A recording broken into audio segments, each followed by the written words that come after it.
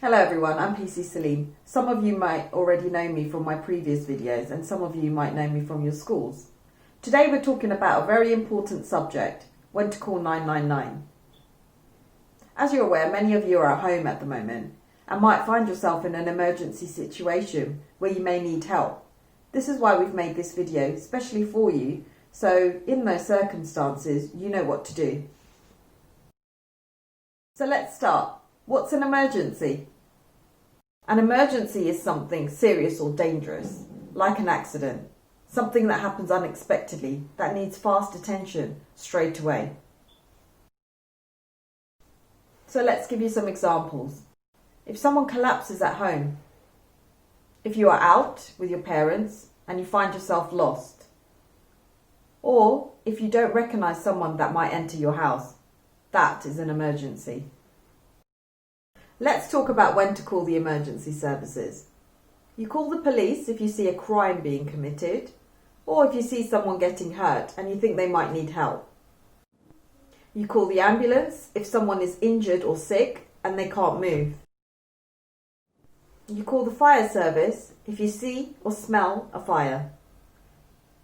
But you always need to ensure you are in a safe place before calling 999.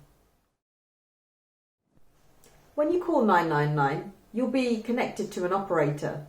The operator will ask you some questions, which if you don't know the answer to, don't worry, just try and give the best you can. The operator will ask you your location. If you're not sure, just describe where you are. If you do know your address, please tell them. Why you need help, describe what's happening, and who's there with you. A trained operator will ask you to stay on the phone until help arrives. So today we've got Caleb here. We're just going to ask him a few questions on whether he knows when to call the police. So Caleb, do you know when to call police? No. Do you know what number to call? No. Do you know the circumstances you need to call the police in? No. Well, by the end of this video, you'll have the answers to all those questions. Lucas is at home with his mummy and is playing with his toys upstairs. When Lucas comes downstairs, he goes into the front room and finds his mummy is laying on the floor. Lucas tries to talk to his mummy, but she isn't answering. Lucas then tries to wake his mummy up by nudging her, but his mummy still isn't moving. Lucas starts to feel scared, as there isn't anybody else in the house who can help him. Just then, Lucas sees his mummy's phone and remembers the number to call in an emergency. Lucas dials 999 and asks for help. Lucas tells the operator that his mummy is on the floor and she isn't moving. He says he thinks she might be hurt and that there is a funny smell coming from the kitchen.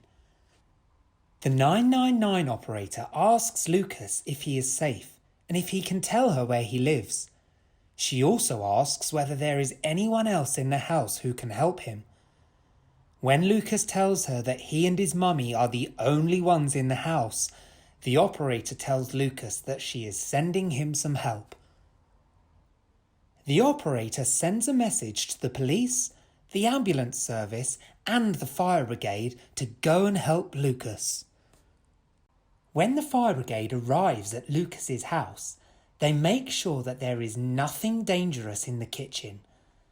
Lucas's mummy is then taken to the hospital in the ambulance, and the police call Lucas's family so that they can look after him until his mummy gets better and is well enough to come home.